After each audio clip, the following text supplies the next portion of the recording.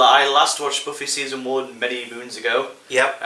I've now completed watching all of Season 2 a few weeks ago, but due to busy schedules, we've not really got around to doing a lot of our backlog of reviews, so this is one that I've been wanting to do for ages. Yep. So Buffy Season 1 had a lot of ideas, but often the execution was somewhat lacking. Teething pains. Teething pains, yeah. And it's what you can expect from the first season, especially when you're dealing with really, really young actors. Yeah. The timing's a little bit awkward. No one's quite got the scripting down yet. There's kind of like failed ideas. What do you expect from Season 1?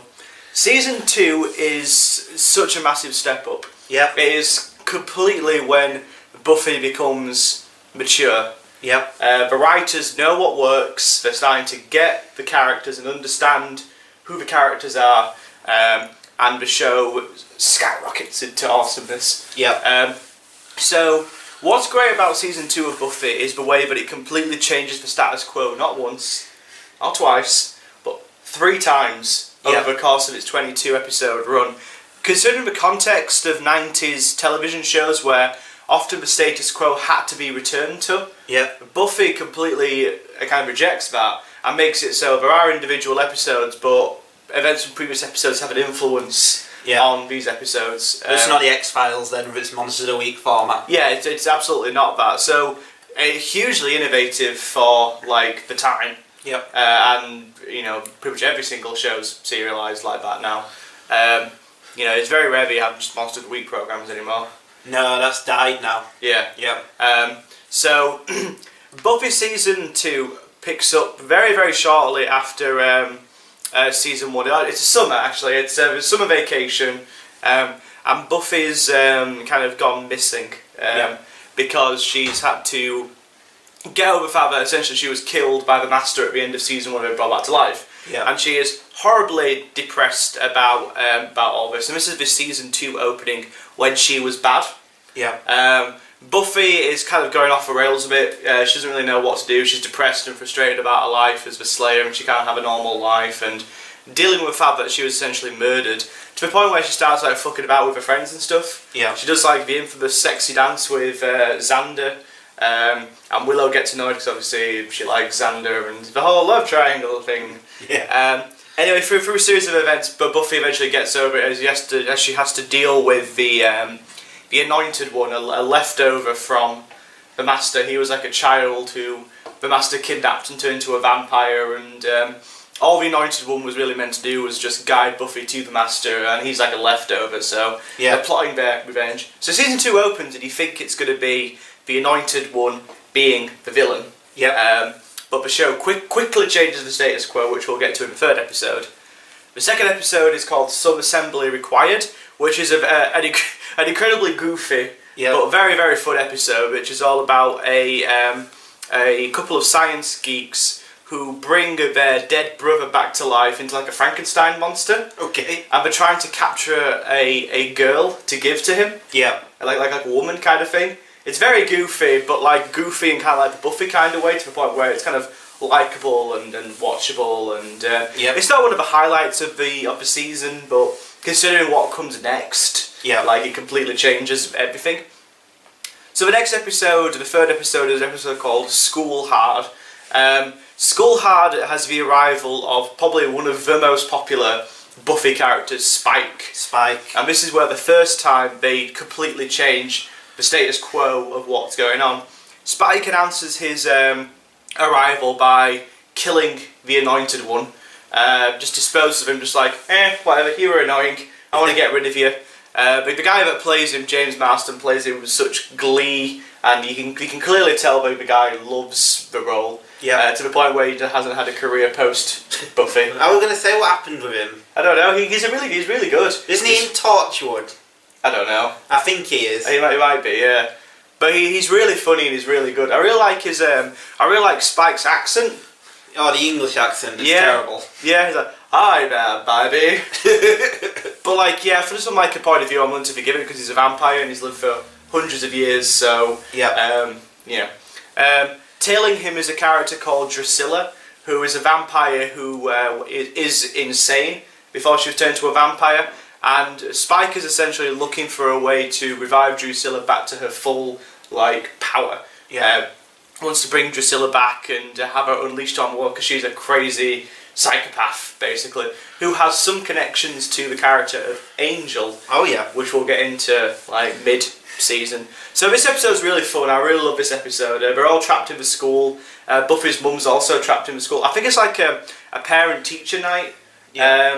And the head teacher of the school, played by Amy Shimmerman, I think his name is. That guy. That guy, yeah, who we've got the signed photograph of. He's about basically about to tell Buffy's mum that Buffy's just a delinquent and she's to be got rid of. He just hates Buffy. Yeah. Just despises Buffy. The actor who plays him is just Lee's loving the role. Yeah. Anyway, Spike attacks the school and we're all trapped inside, and Buffy has to concoct a way of escaping. It's a really fun, really exciting episode, and it is a definite highlight of the opening. Yeah. Then you've got a couple of kind of bizarre episodes, kind of bizarre standalone episodes. Okay. You've got Inca Mummy Girl. Yeah. Which sees basically there's an exhibit in the local Sunnydale Museum, and they bring this Inca Mummy Girl back to life inadvertently, and she becomes a real life girl, and Xander gets the hots for her. They go out for a bit, but then it turns out that this girl is actually sucking the life out of boys to keep her going. Yeah. Because she's an undead mummy.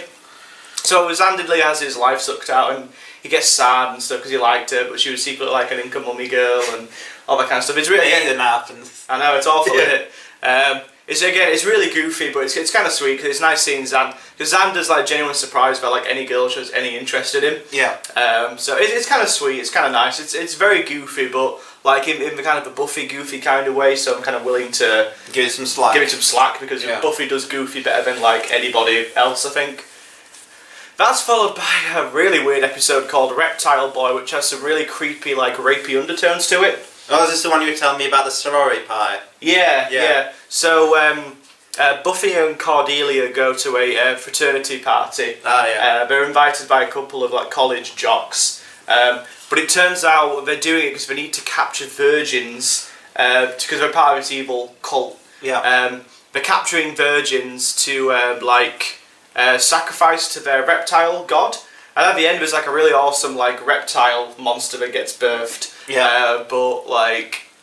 It's got really creepy, rapey undertones to it. Because there's one girl that's been there for ages and she's traumatised and stuff. And again, what Buffy does really well, and the first season kind of dabbles with it, but it's really obvious in the first season what it's trying to do. The horrors of high school. Yeah. Season 2 kind of makes it a little bit more subtle. Yeah. Which is what I like about it. So there's the whole thing about, rape and, be careful about, what part you accept, that kind of stuff. Yeah. So for that reason I really like it, and it's really nice seeing the characters step out of their comfort zone. Yeah. It makes you realise at that point that they are just still teenagers. They're not ready for kind of the adult world. Yeah. So that episode's kind of got it's weird, but it's kind of got a bit of a got a bit of a weird rapey undertone to it. The next episode, in my opinion, is probably the best episode of Buffy up to this point, which is the episode called Halloween, which is fairly awesome. A mysterious costume seller arrives in Sunnydale and he's selling these kind of weird masks. Yeah. And then on Halloween night, the people become their costumes. Okay, that sounds cool. It's really cool, yeah. So Xander is dressed up as a soldier, and so then he becomes a soldier, and with all this information stuff, so go over here. Willow becomes invisible. She's a ghost. Yeah. That's really great. This is again why Buffy does really clever metaphors and subtext better than anybody else. Yeah. Buffy is encouraging Willow to kind of dress in a bit more of a sexy, revealing kind of way, to let her inner self out and show that she's beautiful and all that kind of stuff. And Willow's not up for it at all. She just feels like she's, plain, boring, and she feels invisible. So what she does, she dresses up as a ghost, and then she does become invisible. Yeah. It's really great. Xander wants to prove that he's a man, he's a manly, tough guy, even though he's kind of a bit of a weirdo cornball guy. So he becomes a soldier. Yeah. And then the costume seller man gives Buffy the outfit, the actual dress of a 17th century lady. Yeah. And then when her costume basically makes her into that person, she becomes kind of weak and inept and she can't do anything. Oh, save me, save me.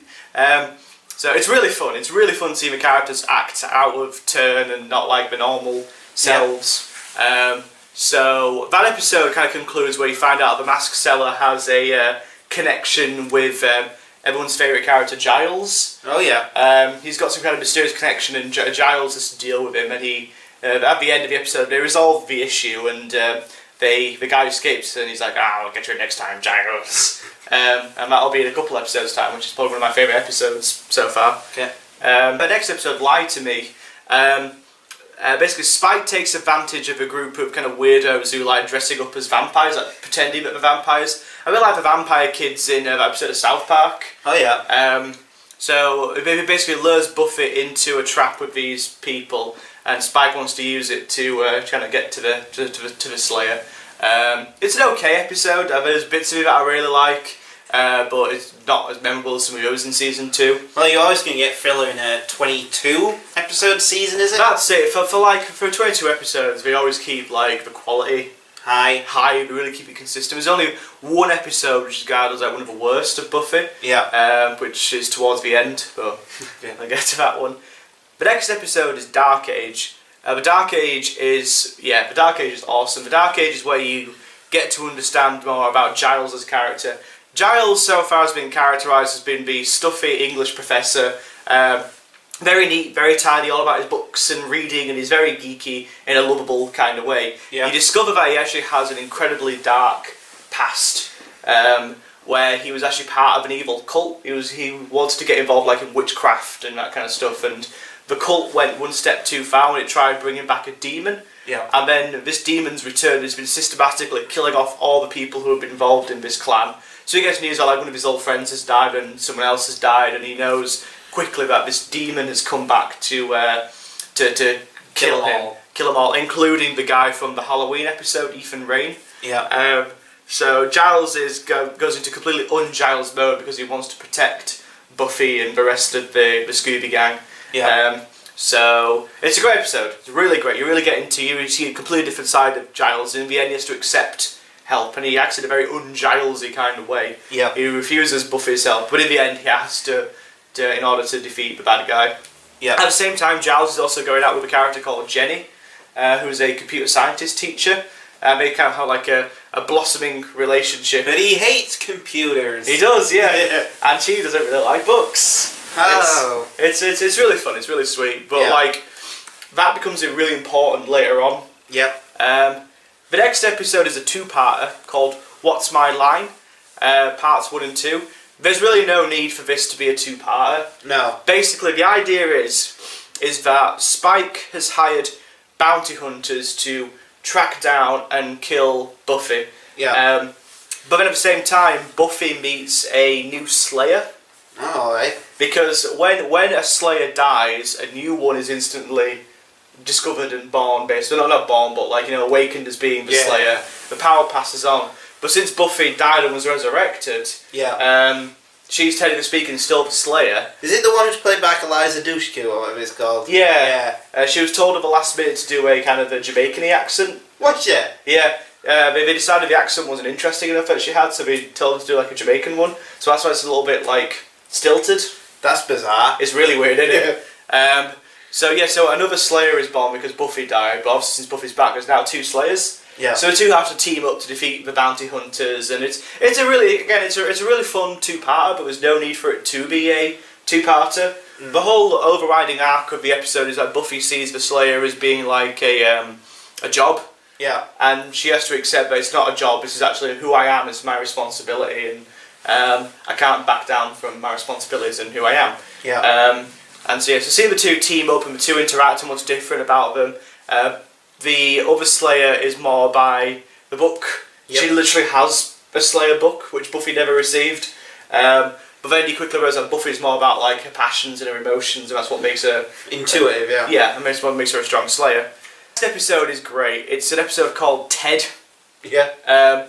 Ted is a kind of weirdo, overbearing boyfriend of Buffy's mum. Okay. And he arrives and he seems nice enough. He charms everybody into like thinking he's like this really nice guy. And Buffy hates him. Buffy's really suspicious of him, and Ted gets angry at Buffy over like the smallest things. It turns out he's actually mind controlling everybody through his cookies. Yeah. He's actually kind of I forgot what the twist is now, but like it turns out he might be like I think he's a robot. He's a robot, I think, at the end. He's like a robot. He's like an android or something like that. It's really fun. He's like this kind of perfect man kind of robot thing.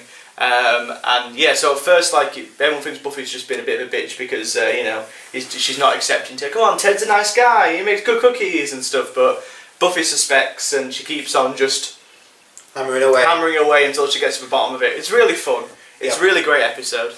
Bad Eggs is considered to be one of the worst episodes of Buffy. And yeah, I kind of agree, but it's still watchable. Yeah. Even Buffy at its worst, I think, is so far is watchable. Pretty good. Yeah. The weirdest thing in America, like when we learn about sex ed, we have to look after like eggs. Yeah. They're like tasked with looking after eggs and like looking after this egg. Inside these eggs are like parasites, which like get into people and make them do crazy things, and it's alright. Yeah. It's fairly forgettable. But because then that leads into the amazing two-parter, which changes the status quo. Is Evangelus? Yes. Yeah. So it's the episode Surprise and Innocence, which completely changes the status quo of Buffy. Forever, really. In this episode, it's Buffy's 17th birthday, and Drusilla and Spike are kind of putting together a, the reforming the body of this character called the Judge, who's the ultimate bad guy. He's going to fucking murder Buffy, and Angel and Buffy have to kind of like work together to take him down. So throughout the season so far, Buffy and Angel have been going out with each other and having this kind of burgeoning relationship with each other. Buffy falls in love, Angel falls in love. But in this episode you begin to learn about Angel's backstory. Is this the one with the flashbacks? Yeah, I think so. No, it's not, no. That's later on. Okay. But you told the story. Jenny is actually part of a group of Romanian people, travelling gypsies, who were badly affected by Angel when he was known as Angelus. Angelus was an insane, mass-murdering vampire who just slaughtered hundreds of people, and he slaughtered this whole Romanian family. So they do a curse on Angel, and they give him a soul. So Angelus is basically doomed to live forever, but have the feelings of a human and live with all his past and his regrets and what he's done, and he's realised how wrong it is that he did. So the Romanians always keep an eye on Angel, because what it says is when Angel experiences a moment of pure happiness, the curse will break. Yeah. And that's why Jenny's been there. Jenny knows that Angel's arrived in Sunnydale and she needs to keep an eye on him. And so through their burgeoning relationship, Angel and Buffy share an intimate evening together, and Angel experiences a moment of pure happiness. So at the end of the episode, the curse breaks and he goes back to Angelus mode, where he is the complete opposite of the Angel we've known so far. He's so much better as a bad guy. David Boreanaz. Yeah, he is so... He's a very boring guy, when he plays Angel. When he plays Angel as a good guy, he's a little bit dull. Yeah. But when he's a bad guy, he loves it. He just hamps it up to the max. And he becomes the opposite of the Angel we've come to know and love. Where's Angelus's spin-off show? Oh, we'll get to that. Never. So he kind of goes on a bit of a rampage. He captures Willow and Buffy. In the end, they defeat the Judge, but Buffy has lost the person that she loves. And again, it goes back to the whole Buffy as the horrors of high school. There's a whole thing of like, you fall in love with somebody, you sleep with them, and then they end up not being the person you thought they were. Yeah. Kind of subtle. It's kind of, I like that. It's a subtle little undertone to the episode. And it's a traumatising event. It has huge ramifications over the rest of the series. And yeah, it's a great episode. Surprise and Innocence is probably the best two-part of Buffy thus far.